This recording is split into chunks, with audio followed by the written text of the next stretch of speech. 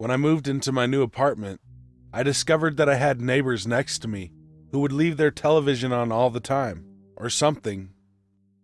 I figured they were partying in there quite a bit, due to all the voices. There was also the odor of rotting food that I could sense every once in a while. "Clean your apartment. Geez," I would say out loud every time I walked by the door. The rent on my place was super cheap, so I tried not to let the noisy, smelly neighbors get to me. After a couple weeks, I heard scratching noises coming from the wall that we shared. This is when I started to get worried. I didn't want anything that was living in their place to make its way over to mine. For the next few days, the scratching became more intense and random. It would begin lightly, like the sound a mouse would make when trapped behind a wall.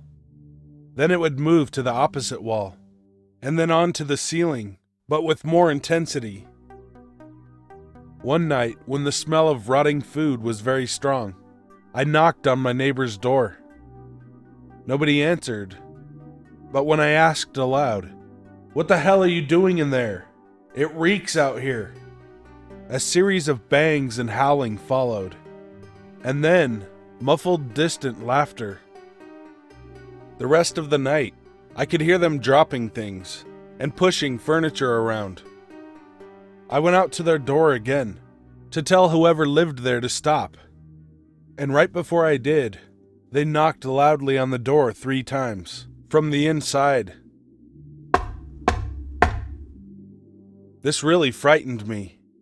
I went back to my apartment, and I didn't sleep for the rest of the night. The next day, that smell of rotting food was noticeable from inside my bedroom. This time, I called the building management office instead of knocking on their door.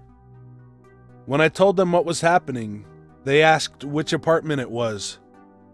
After revealing the apartment number, they just hung up the phone. That night while reading, there were 3 loud knocks on my door. I gazed out of the peephole. Whoever it was fled down the hall with incredible speed. Rubbing my eyes, I went out to confront my neighbor. I approached the apartment door, but this time I turned the doorknob, and the door swung open. Inside the dark apartment were just a couple pieces of broken furniture and nothing else, except what appeared to be a burnt board game sitting in the corner of the main room.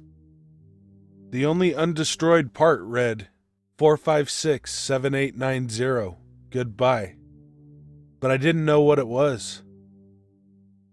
Laying down around 3 a.m. that night, disembodied voices spoke to me through my pillow.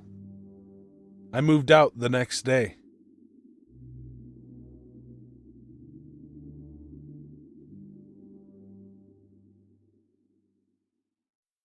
Hey guys and ladies, thanks for watching. If you want me to tell your story or read a creepypasta, email me at the address in the description.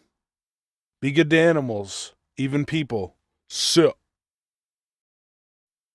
Scout, Snema, Barksbus, Herish.